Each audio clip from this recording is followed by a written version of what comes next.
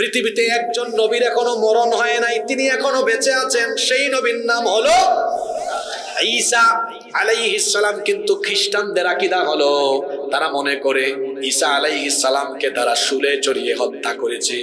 আল্লাহর কোরআন আমাদেরকে বলছে, তারা যাকে শুলে চড়িয়ে হত্যা করেছিল তিনি আসলে ঈসা ছিলেন না, তিনি ছিলেন মিস্টার মিসা। যে সৈন্যরা ঈসা আলাইহিস সালামকে ধরার জন্য ওই ঘরে ঢুকেছিল, ওই সময় আল্লাহ ঈসা আলাইহিস সালামকে আসমানে উঠায় নিয়েছেন, হেফাজত করেছেন। তার কারণ ঈসা নবী দোয়া করেছিলেন, আল্লাহ আমার পরেই তো আখেরি নবী আসবেন, এই নবীর উম্মতের এত দাম, নবী না হয়েও ওই নবীর উম্মত কেন আমাকে বানালা? তোমার কাছে আবেদন হলো আমাকে লম্বা হায়াত দিয়ে ওই নবীর উম্মত বানিয়ে দাও। সুবহানাল্লাহ। আল্লাহ তার দোয়া কবুল করলেন আর জানিয়ে দিলেন, আমি তোমাকে ওই নবীর উম্মত বানাবো, পাশাপাশি আমি তোমাকে দাজ্জালের হত্যাকারী বানাবো। আল্লাহু আকবার। আল্লাহ তাআলা ঈসা আলাইহিস সালামকে ওই ঘর থেকে আসমানে উঠায় নিলেন। সুবহানাল্লাহ। এই সৈন্যরা ঘরে ঢুকলো, এই সৈন্যদের মধ্যে একজনকে আল্লাহ ঈসা নবীর সুরত দিয়ে দিলেন। আল্লাহ কি পারবেন না? আল্লাহ কি পারেন না? এখন সৈন্যরা ঢুকছে, এদের মধ্যে একজনের চেহারা ঈসা নবীর মতো হয়ে গেল। তারা বলল, এই তো ঈসা নব। সে বলল, আমি ঈসা না, আমি মিসা। আমি তো তোমাদের মানুষ, আমার ঈসা বলো কেন? আয়নার সামনে যা, তুই ঈসা না মিসা আমরা বুঝছি। ধৈরা নিয়ে তারা এবার শুলে চড়াইয়া হত্যা করলো। এটা কোরআনে এসেছে, তাকে তারা যাকে মারলো তিনি ঈসা ছিলেন না, তিনি ছিলেন মিস্টার মিসা। ঈসা আলাইহিস সালামের ইন্তেকাল হয় নাই, আল্লাহ তাকে আসমানে উঠায় রেখেছেন। দাজ্জাল পৃথিবীতে আসার পরে যখন গোটা পৃথিবীতে ভয়াবহ তাণ্ডব লীলা চালাবে, ঈসা আলাইহিস সালামকে আবার যিনি দুনিয়ায় পাঠাবেন, জুড়ে বলেন তিনি কে? সিরিয়ার পূর্ব দিকের, সিরিয়ার দামেস্কের পূর্ব দিকের সাদা গম্বুজওয়ালা একটা মসজিদে ফজরের নামাজের ঠিক একামত হবে। নামাজের টাইমে ইমাম মাহদি আলাইহিস সালাম তিনি মেহরাবে ইমামতির জন্য যখন আগাবেন, একামত হবে, এমন সময় ওই দামেস্কের সাদা গম্বুজওয়ালা মসজিদের মিনারে দুইজন ফেরেশতার কাঁধের উপর ভর করে ঈসা আলাইহিস সালাম দুনিয়াতে অবতরণ করবে। আল্লাহু আকবার। কোন দেশে? সিরিয়ায়। কোন দেশে? সিটির নাম দামেস্ক। এই সিরিয়া, ফিলিস্তিন, এই দেশগুলো এখনো বড় নির্যাতিত, তাই না? কিছুদিন আগে বাশার আল আসাদ মুক্ত হয়েছে। আসাদ পরিবার প্রায় 50 বছরের বেশি সময় সিরিয়ায় মানুষের উপর বহু জুলুম করেছে। সিরিয়া মুক্ত হয়েছে। বাংলাদেশে যে কায়দায় জালেম পালিয়েছে, ওই দেশে একই কায়দায় পালিয়েছে। আজকে আপনাদের এখানে স্টেজে উঠার আগে দেখলাম মিশর উত্তাল হয়ে গিয়েছে। শ্রীলঙ্কা, বাংলাদেশ, সিরিয়া যেই পথে, ভবিষ্যতে আরো 2টা দেশ আছে, মিশর আর ভারতও একই পথে যাবে। মিশর, এই মিশরে যারা ইসলামী আন্দোলনের শীর্ষ নেতৃবৃন্দকে হত্যা করেছে, যেই মিশরে সৈয়দ কুতুব, শহীদ হাসান আল বান্না এবং কয়েক বছর আগে শহীদ মুরসিকে যেভাবে তারা হত্যা করেছে, শহীদদের রক্ত এই মিশরে পড়েছে বলে এই মিশরে ইসলামী হুকুমত অতি শীঘ্রই কায়েম হবে ইনশাআল্লাহ। আর ভারতে যে দাদা আমার দেশ নিয়ে দাদাগিরি করেন, ওই দাদাও যে কোন সময় হুচট খেয়ে পড়েন দাদাও ভালো করে জানেন না। আর আমার দেশ নিয়ে বড় বড় কথা বলবেন না। আপনার দেশের মিডিয়ার লাগাম টেনে ধরেন। রিপাবলিক বাংলা নামে এক চ্যানেল আছে, ময়ূখ রঞ্জন, দেখেন না? ব্যাংক যেমন লাফায় ও তেমন লাফায়।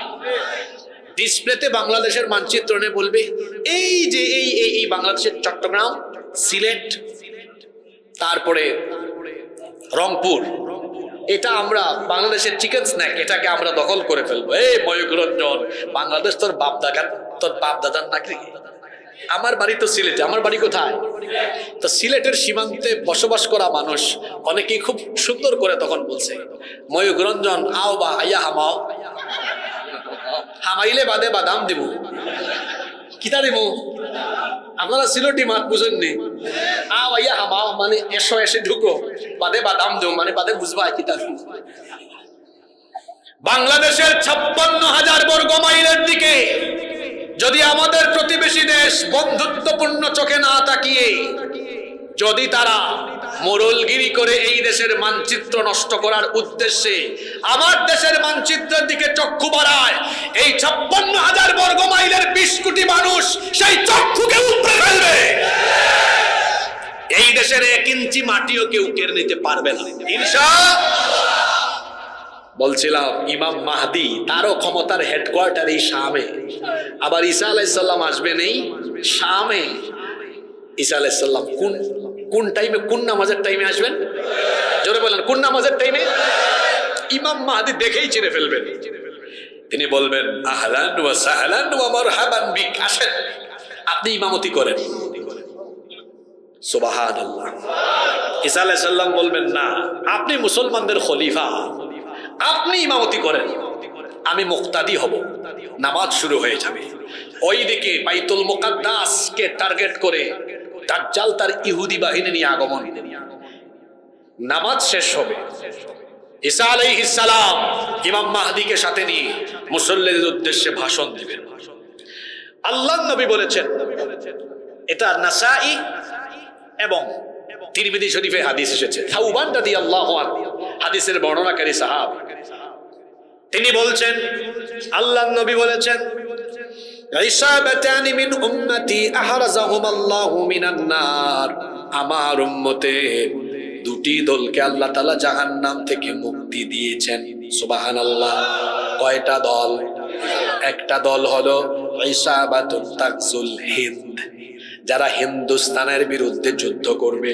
তাহলে এই হাদিস থেকে বোঝা গেল 1,500 বছর আগে রাসূল বলে গিয়েছেন ভারতবর্ষে হিন্দুস্তানের বিরুদ্ধে মুসলমানরা একটা যুদ্ধ। আমরা যুদ্ধপ্রিয় জাতি নই, মুসলমান শান্তিপ্রিয় জাতি। আমরা কাউকে আক্রমণ করি না, তবে আক্রান্ত হলে আমরা কাউকে ছেড়ে দিতেও জানি না। নরেন্দ্র মোদী গুজরাটের এই কসাইকে আমরা বলবো, রাসূল আমাদের মাথায় একটা জিনিস ঢুকায় দিয়ে গেছেন, সেটা কি? যে ভারতবর্ষে হিন্দুস্তানের বিরুদ্ধে একটা যুদ্ধ। রাসূল এটাও বলেছেন, এই যুদ্ধে অংশগ্রহণকারী প্রত্যেকটা মোমেনকে আল্লাহ জাহান্নাম থেকে মুক্তি দিবেন। শহীদ হওয়ার কথা বলা হয় না, শুধু অংশ নিলেই জাহান্নাম মাফ, বিনা হিসাবে বিনা বিচারে জান্নাত। তো গুজরাটের কসাইকে বলবো, আমরা তো যুদ্ধপ্রিয় জাতি না, আমরা শান্তিপ্রিয়। কিন্তু আমার এই শান্তিপূর্ণ দেশকে অশান্ত করে দিয়ে এই দেশকে যদি তোমরা তোমাদের অঙ্গরাজ্য বানানোর উদ্দেশ্যে যুদ্ধ বাঁধিয়ে দিতে চাও, রাসূলের সেই 1,500 বছর আগের ভবিষ্যৎবাণী এই হাদিসকে সামনে রেখে আমি বলছি, রাসূল বলেছেন হিন্দুস্তানের সেই বিরুদ্ধে অসংখ্য মুসলমান শহীদ হলেও এই যুদ্ধে মুসলমানরা বিজয়ী হবে। এটা আমাদের মাথায় আছে। আমরা যুদ্ধপ্রিয় নই, আমরা শান্তিপ্রিয় জাতি। শান্তিপ্রিয় এই জাতিকে যদি যুদ্ধের দিকে আহ্বান করো, আমাদেরকে আক্রান্ত করো, আমরা বসে থাকবো না। আর আমরা যদি রাসূলের এই হাদিসের চেতনা মাথায় নিয়ে এগিয়ে আসি, এই যুদ্ধে তোমরা আমাদের দেশকে দখল করতে পারবা না। ইউনূস সাহেব বলেছেন 7 সিস্টার, আর আমি বলছি ভারতের প্রতিটা রাজ্যের মানচিত্র টুকরা টুকরা হয়ে গিয়ে দিল্লিতে কালেমার পতাকা উড়িয়ে দেওয়া হবে।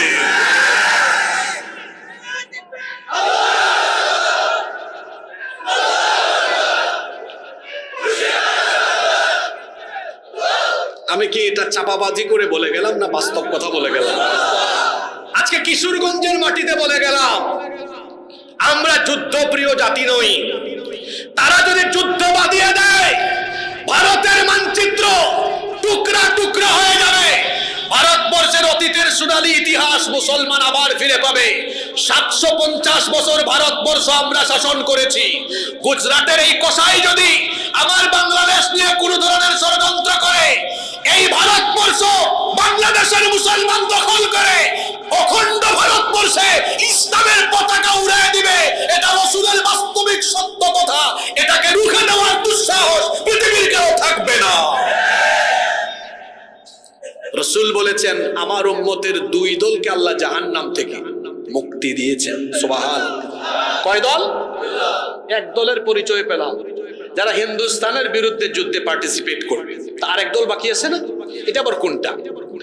আল্লাহর রাসূল বলেছেন ওয়া ইসাবাতুন তাকুনু মা ঈসা ইবনে মারইয়াম আলাইহিস সালাম। আরেক দল হলো ঈসা নবী দুনিয়াতে আগমনের পরে দাজ্জালের বিরুদ্ধে যে বাহিনী নিয়ে যাবেন, এই বাহিনীতে তার সৈন্য সাথী যারা হবে তাদেরকেও আল্লাহ জাহান্নাম থেকে মুক্তি দিয়ে দিবে। যদি দাজ্জাল কানা দাজ্জাল আসে, ইমাম মাহদিও আসেন, আমরা ইমাম মাহদির সৈন্য ঈসা আলাইহিস সালামের সৈন্য হব ইনশাআল্লাহ। তো বললেন না ইনশাআল্লাহ? ওই হাদিস মনে আছে তো? ফজরের নামাজ কিন্তু হয়ে গেছে, ফজরের নামাজ শেষ, ঈসা আলাইহিস সালাম ভাষণ দিবেন, তিনি বলবেন মুসলমানরা শোনেন, আমাকে আল্লাহ পাঠিয়েছেন, দাজ্জালের সব তাণ্ডব লীলার দিন শেষ, এখন আমি তাকে ধরব, তাকে হত্যা করার জন্য আল্লাহ আমাকে পাঠিয়েছেন। সুবহানাল্লাহ। এইদিকে দাজ্জাল চলে আসবে বাহিনী নিয়ে, এসে সে শুনবে ঈসা আলাইহিস সালাম চলে আসবেন। ঈসা আলাইহিস সালামকে দেখার পরে, আচ্ছা লবণ পানিতে দিলে লবণ কি হয়? হাদিসে এসেছে লবণ যেমন পানিতে দিলে গলে যায়, দাজ্জাল ঈসা আলাইহিস সালামকে দেখে ওরকম গলিয়ে যেতে থাকবে। সে আসবে সৈন্য নিয়ে মুসলমানদেরকে অ্যাটাক করতে, ঈসা আলাইহিস সালামকে দেখে তার সৈন্য ফালাইয়া থইয়া দৌড় মারবে।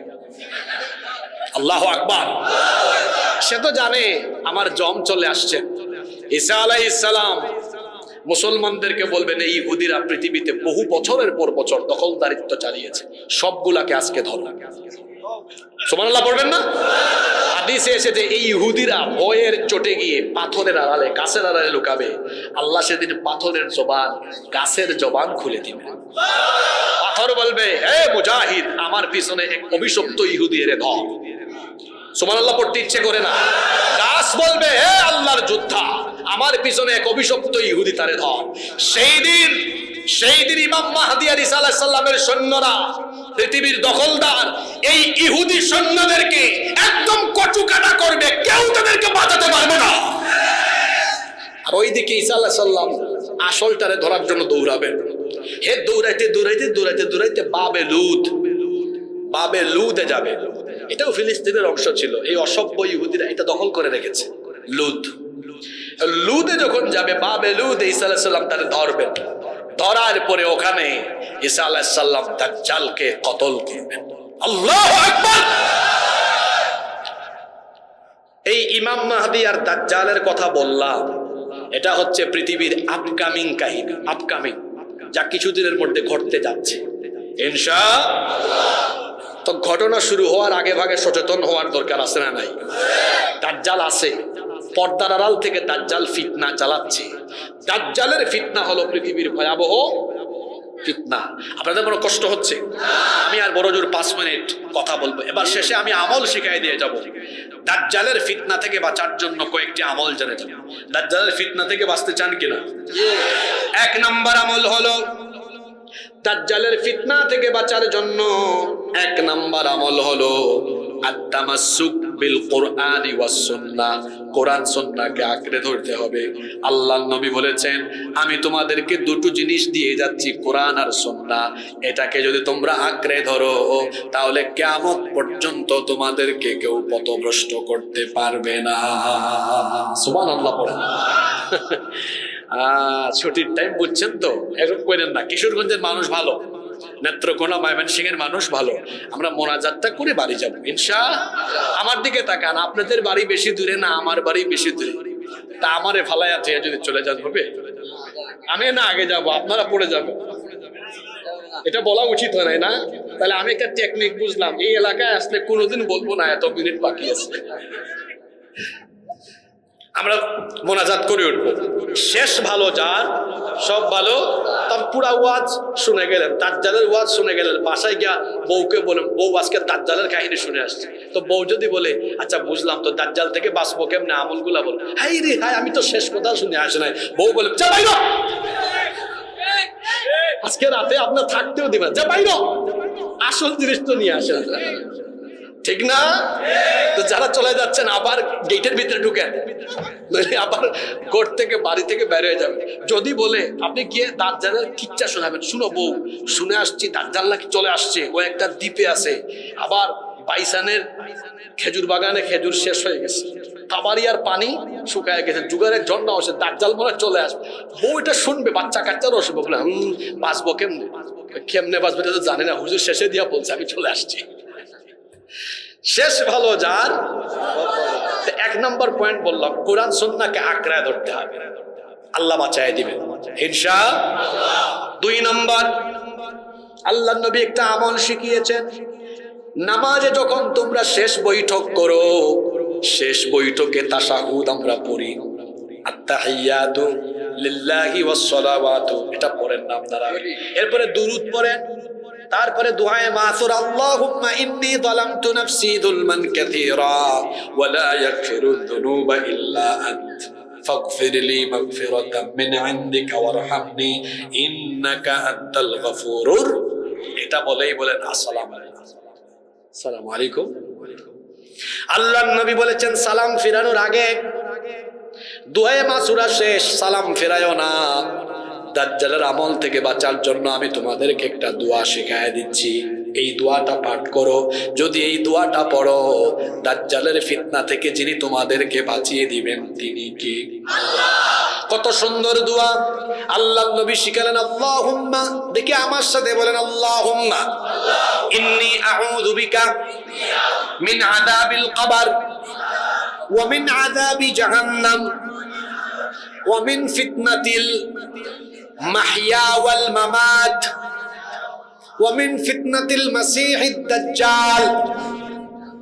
কত সুন্দর দোয়া। হে আল্লাহ, আমাকে কবরের আযাব থেকে, জাহান্নামের আযাব থেকে, জীবন মরণের ফিতনা থেকে, আর দাজ্জালের ফিতনা থেকে তুমি আমাদেরকে বাঁচিয়ে দাও। বলেন আমিন। এই দোয়াটা আপনারা শিখে ফেলবেন, পারবেন না ইনশাআল্লাহ? কয়টা আমল বললাম? 3 নম্বর আমল, জুমার দিনের সিলেবাস বানাবেন। জুমার দিনে আপনারা সূরা কাহাফ পড়বেন, তবে শুধু জুমার দিনে নয়, সূরা কাহাফ সপ্তাহে প্রতিদিনই পড়বেন। বিশেষ করে সূরা কাহাফের প্রথম 10 আয়াত আপনারা মুখস্থ করবেন। কোন হাদিসে এসেছে শেষের 10 আয়াত। আল্লাহর রাসূল বলেছেন, মান হাফিযা 10 আয়াতিন মিন আউয়ালি সূরাতিল কাফি উসিমা মিন ফিতনাতিদ দাজ্জাল ওয়া ফি রিওয়ায়াতিন উখরা মান হাফিযা 10 আল-আওয়াখিরি মিন সূরাতিল কাফি উসিমা মিন ফিতনাতিদ দাজ্জাল। আল্লাহর নবী বলেছেন, যেই ব্যক্তি সূরা কাহাফের প্রথম দিকের 10 আয়াত অথবা শেষের দিকের 10 আয়াত যারা মুখস্থ করবে, আল্লাহ তাআলা তাকে দাজ্জালের ফিতনা থেকে বাঁচিয়ে দিবে। কোন সূরা? সবাই বলেন কত আয়াত? মাত্র প্রথম দিকের অথবা শেষ দিকের। মা বোনরাও মনে হয় বাড়ি থেকে শুনতেছেন, এই 10টা আয়াত আপনারা মুখস্থ করবেন, পারবেন তো ইনশাআল্লাহ? এই 3টা আয়াত, এই 3টা আমল আমরা করব, দাজ্জাল থেকে বাঁচিয়ে দিবেন কে? কিয়ামতের বড় আলামত 10টা। এর মধ্যে প্রথম আলামত হলো ইমাম মাহদী এবং দাজ্জালের আগমন হওয়া। ইমাম মাহদী আর দাজ্জাল আসার আগে গোটা পৃথিবী ফিতনার সয়লাবে পরিপূর্ণ হয়ে যাবে।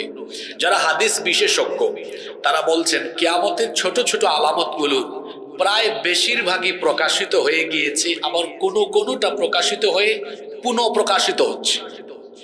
তার মানে ইমাম মাহদী আসার আগে যে আলামতগুলো আছে প্রায় সব আলামতই প্রকাশ পেয়ে গিয়েছে। হাদিস নিয়ে যারা গবেষণা করেন তারা বলেন যে ইমাম মাহদী আর দাজ্জাল আসার সময় খুবই নিকটবর্তী হয়ে গিয়েছে। ইমাম মাহদী আর দাজ্জাল আসার আগে গোটা পৃথিবী ফিতনায় ভরপুর হয়ে যাবে। আল্লাহর নবী বলেছেন, এমন এক ফিতনার জামানার আগমন হবে। এই হাদিসটি তিরমিজি শরীফে এসেছে। হাদিসের বর্ণনাকারী সাহাবী হচ্ছেন আনাস ইবনে মালিক রাদিয়াল্লাহু আনহু। তিনি বলছেন, রাসূল করিম, আমরা বলি সাল্লাল্লাহু আলাইহি ওয়াসাল্লাম বলেছেন, ইয়াতি আলান নাসি জামান আস-সাবিরু ফীহিম আলা দীনিহি কাল কাবিদি আলাল জামর। আল্লাহর নবী বলেছেন, শীঘ্রই মানুষের উপর এমন এক জামানা আসবে ইমানের উপর টিকে থাকা এতটা কঠিন হবে, এতটাই কষ্টসাধ্য হবে। হাতের মধ্যে আগুন রাখা যেমন কঠিন হবে, জ্বলন্ত কয়লার উপরে দাঁড়িয়ে থাকা যতটা কঠিন হবে, ইমানের উপরে টিকে থাকা মানুষের জন্য তার চাইতে কঠিন হবে। আল্লাহু আকবার। এটি এমন এক ফিতনার জামানা, আল্লাহ নবী বলেছেন এমন ভাবে ফিতনা ছড়িয়ে পড়বে, ফিতানান কাকিতা'আল লাইলিল মুযলিম, অন্ধকার রাতের মতো ফিতনা চতুর্দিকে ছড়িয়ে যাবে। ফিতনার এই ভয়াবহতার কারণে অবস্থা এমন হবে, ইউসবিহুর রাজুলু মুমিনান ওয়া ইউমসি কাফিরা, সকালবেলা একজন মানুষ মুমিন থাকবে, সন্ধ্যার আগে কাফের হয়ে যাবে। ওয়া ইউমসি মুমিনান ওয়া ইউসবিহু কাফিরা, সন্ধ্যাবেলা রাতের বেলা কোন একজন ব্যক্তি মুমিন থাকবে কিন্তু সকালের আগে সে কাফির হয়ে যাবে। এমন এক ফিতনার জামানা আসবে, হাঁটতে বসতে শুইতে চলতে ফিরতে সব জায়গায় ফিতনা দেখা দিবে। শুয়ে থাকবে সেখানেও ঈমান চলে যাওয়ার সম্ভাবনা থাকবে। শুয়ে শুয়ে যখন টেলিভিশন দেখবে এমন এমন হারাম জিনিস দেখবে, ঈমান হারা হয়ে যাবে।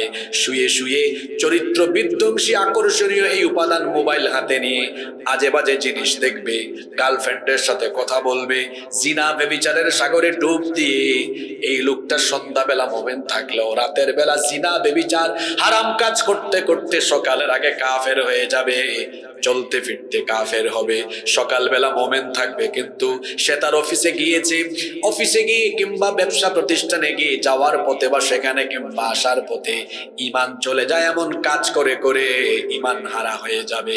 আজকে যে জামানা আমরা পাঠ করছি, যে যুগ পার করছি, এই যুগে এখন ফিতনা কম না বেশি? আরো জোরে বলেন, ফিতনা কম না বেশি? ঈমান বাঁচিয়ে রাখা এটা হচ্ছে সবচেয়ে বড় চ্যালেঞ্জের ব্যাপার। গোটা পৃথিবীতে আজ মুসলমানরা নির্যাতিত, নিপীড়িত, লাঞ্ছিত, বঞ্চিত। ইসলামোফোবিয়ায় গোটা পৃথিবীর মুসলমানরা আজ আক্রান্ত। মুসলমানরা এখন ফুটবলে পরিণত হয়েছে। ফুটবল যে পায় সে যেভাবে লাথি মারে, ফুটবলকে যে পায়, ফুটবল প্লেয়াররা যেমন ফুটবল পেলে লাথি মারে, ঠিক তেমনি মুসলমান এখন গোটা পৃথিবীতে ইসলাম বিরোধীদের ফুটবল আর লাথিতে পরিণত হয়েছে।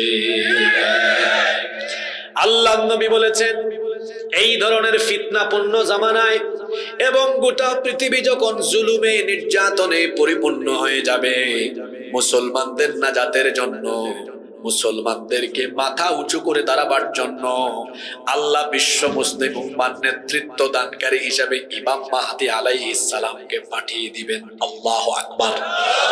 এটা কিয়ামতের বড় আলামতের প্রথমটা, ইমাম মাহদী আসবেন। তবে এই পর্যন্ত পৃথিবীতে নকল অনেক মাহদী এসেছেন, নকল মাহদী এসে বলে আমি ইমাম মাহদী।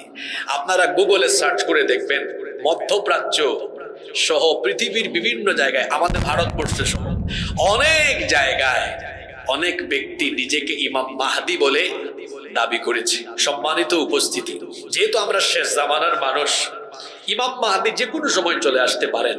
এই জন্য ইমাম মাহদী সম্পর্কে, তার পরিচয়, তার বৈশিষ্ট্য সম্পর্কে জানা আমাদের সকলের জন্য অত্যন্ত জরুরি, নইলে তো আমরা আসল মাহদীকে চিনব না।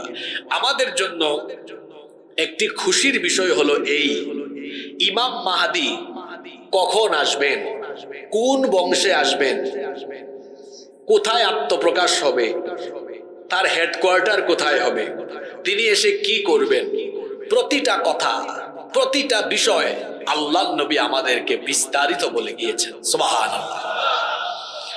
আজ আমি আল্লাহ নবীর হাদিসগুলো জমা করে সেখান থেকে আপনাদেরকে ইমাম মাহদীর 10টি পরিচয় তুলে ধরব।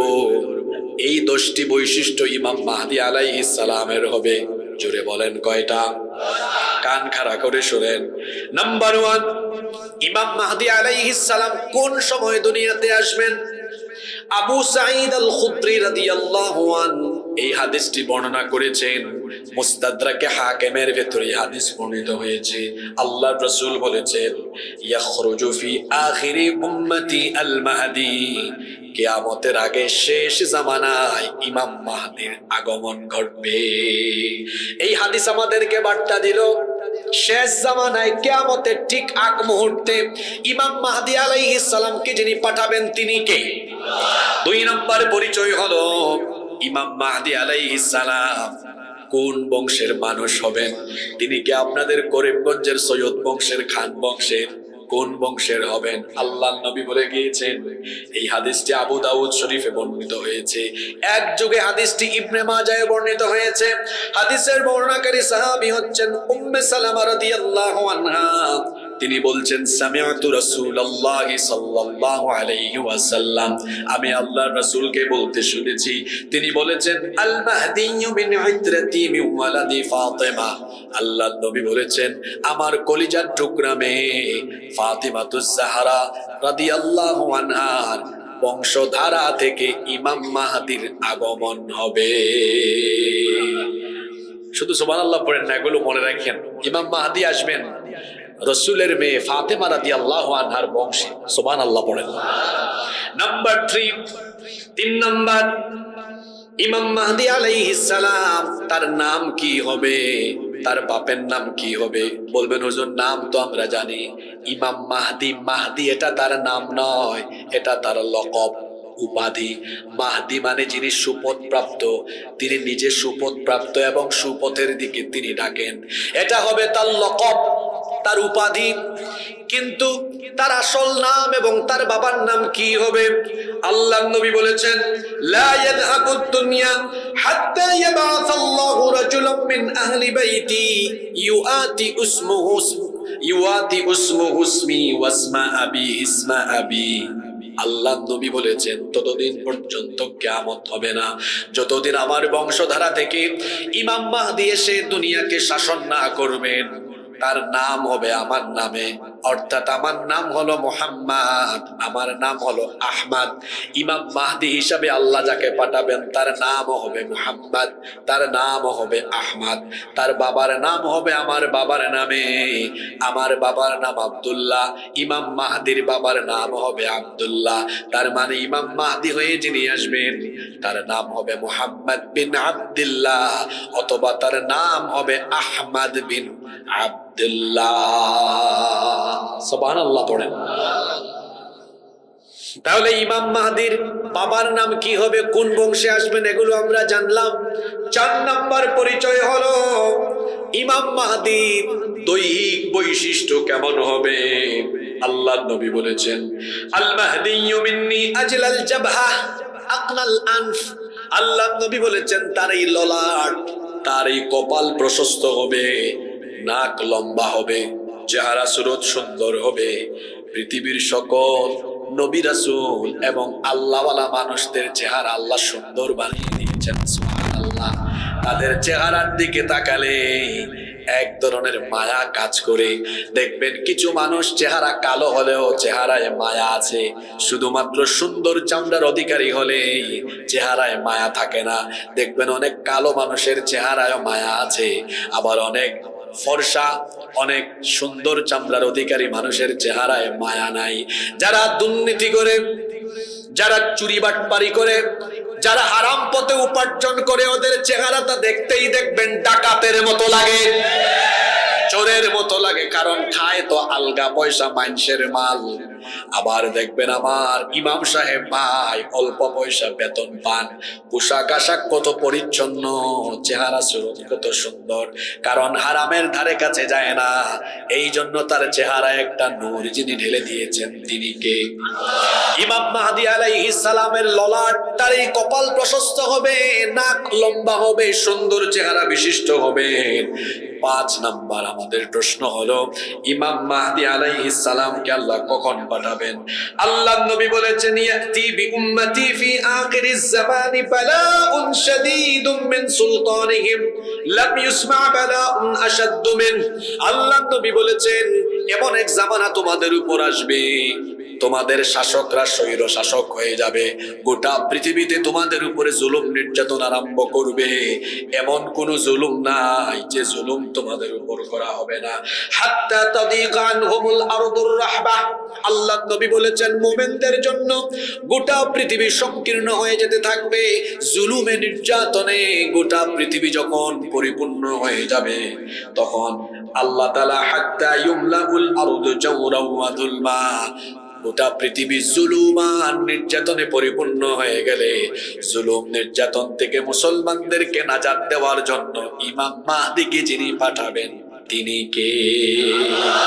আমরা ইমাম মাহদির কয়টা পরিচয় বলতেছি? হুজুর নিজে থেকে বলতেছে না হাদিস থেকে? কয়টা বললাম? বাকি আছে কয়টা? নাম্বার 6, 6 নাম্বার, ইমাম মাহদি এসে কি করবেন? আল্লাহ নবী বলেছেন জুলুমের নির্যাতনে ভরা পৃথিবীকে তিনি পাল্টে দিবেন, বদলে দিবেন। ইয়ামলাকুল আরদা কিসতাম ওয়া আদলা, জুলুম নির্যাতনের বিপরীতে তিনি এসে খেলাফত গ্রহণ করে ন্যায় বিচার এবং ইনসাফ দিয়ে গোটা পৃথিবীকে শান্তিময় করে দিবেন। 7 নাম্বার, ইমাম মাহদি যাকে আল্লাহ মুসলমানদের নাজাতের জন্য পাঠাবেন, তিনি ক্ষমতায় যাওয়ার জন্য আন্দোলন করবেন না, ক্ষমতা পাওয়ার জন্য তিনি ভোটাভুটি ইলেকশন করবেন না। কোন প্রকার ভোটাভুটি ইলেকশন আন্দোলন ছাড়াই আল্লাহ নবী বলেছেন ইউসলিহুল্লাহু ফি লাইলাতিন ওয়াহিদা, মাত্র এক রাতে আল্লাহ তাআলা তাকে গোটা পৃথিবীর ক্ষমতার মালিক বানায়া দিবে। কয় রাত? আল্লাহ এটা পারবেন না। আপনাদের আওয়াজ শুনে মনে হচ্ছে আল্লাহ এটা পারবেন না। আল্লাহ পারবেন কিনা? আল্লাহ হলেন এমন সকালবেলার প্রভাবশালী ক্ষমতাওয়ালা ব্যক্তিকে ক্ষমতা থেকে নামায়া পাবলিকের ভয়ে জুতার বাড়ি খাওয়ায়া দেশ ছাড়া করাতে পারেন। আল্লাহর জন্য অসম্ভবের কিছুই। আল্লাহ কিছু করতে হলে শুধু বলেন কুন ফায়াকুন। আল্লাহ যখন কোনো কিছু করতে চান তখন শুধু বলেন হও, সাথে সাথে হয়ে যায়। কারণ সকল ক্ষমতার মালিক যিনি, তিনি কে? আল্লাহ নবী বলেছেন ইমাম মাহদিকে আল্লাহ মাত্র এক রাতে ক্ষমতার মালিক বানায় দিবেন। সুবহানাল্লাহ। নাম্বার 8 নম্বর হলো ইমাম মাহদি আলাইহিস সালাম। তিনি কেমন হবেন? নকল মাহদি আর আসল মাহদি চেনার পার্থক্য এই হাদিস দিয়ে বুঝে নেন। ইমাম মাহদি আলাইহিস সালামের আত্মপ্রকাশ হবে কাবার চত্বরে। কাবা শরীফে তিনি তাওয়াফরত অবস্থায় থাকবেন। এমন সময় লোকেরা তাকে চিনে ফেলবে, তার কাছে এসে বায়াত গ্রহণ করবে, তার কাছে লোকেরা বায়াত গ্রহণ করবে। এই খবর গোটা পৃথিবীতে মুহূর্তেই ছড়িয়ে যাবে। গোটা পৃথিবীতে মুহূর্তেই যখন খবর ছড়িয়ে যাবে, হাদিসে এসেছে খোরাসানের দিক থেকে, অর্থাৎ আফগানিস্তান, কাজাকিস্তান, তুর্কমেনিস্তান, উজবেকিস্তান, এই সকল অঞ্চল থেকে সবার আগে কালো পতাকা নিয়ে নিয়ে ইমাম মাহদি সৈন্য হওয়ার জন্য এই অঞ্চল থেকে লোকেরা দলে দলে দলে দলে ছুটে যেতে থাকবে। আল্লাহু আকবার। আমরা যদি তখন বেঁচে থাকি, আল্লাহ আমাদেরকে ইমাম মাহদির দলের লোক বানিয়ে দিও, বলেন আমিন।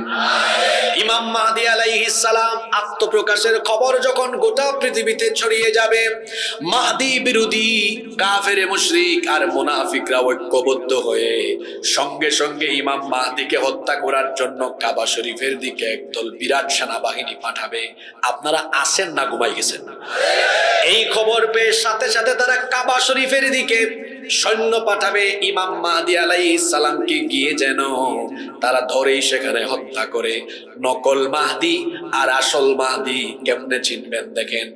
সর্বশেষ 1980 সালে সৌদি আরবের এক ব্যক্তি, তার নাম মুহাম্মদ বিন আব্দুল্লাহ আল কাহতানি, আপনারা গুগলে সার্চ করবেন দেখবেন এর নাম আসে। ও তাকে মাহদি বলে দাবি করেছে। সৌদি গভর্নমেন্ট তাকে একদম ব্রাশ ফায়ার করে মেরে ফেলেছে। কিন্তু আসল মাহদি হবেন যিনি, কোন মানুষ তার ক্ষতি করতে পারবে না। যখন ইমাম মাহদি আলাইহিস সালামের হাতে লোকেরা বায়াত গ্রহণ করবে, তাকে হত্যা করার জন্য যখন বিরাট একটি সেনাবাহিনী পাঠানো হবে, দাজ্জাল ইয়ানি আল খালাত, মানে হচ্ছে যে ব্যক্তি সত্য মিথ্যার মিশ্রণ ঘটায়, যে ব্যক্তি ভণ্ডামি করে, ধোঁকাবাজি করে, প্রতারণা করে। দাজ্জাল হচ্ছে কিয়ামত পর্যন্ত পৃথিবীর সবচাইতে ভয়াবহ ধোঁকাবাজ হলো সে, সবচেয়ে বড় ভণ্ড প্রতারক হলো সে। কারণ সে ভেলকিবাজি করে মানুষের ঈমান নষ্ট করার কাজ করবে বলে তার নাম হলো দাজ্জাল। তাহলে দাজ্জালের নামের দুটি শব্দ মাসিহ এবং দাজ্জাল কেন নামকরণ হলো ওয়াজহুত তাসমিয়া, তার নামকরণের কারণ আমরা জানলাম। এবার দাজ্জাল আসল না নকল এটা বুঝবো কেমনে? দাজ্জালের 12টা পরিচয় আপনাদের সামনে হাদিস থেকে এখন তুলে ধরব। কয়টা? জোরে বলেন কয়টা? আপনাদের খারাপ লাগতেছে নাকি?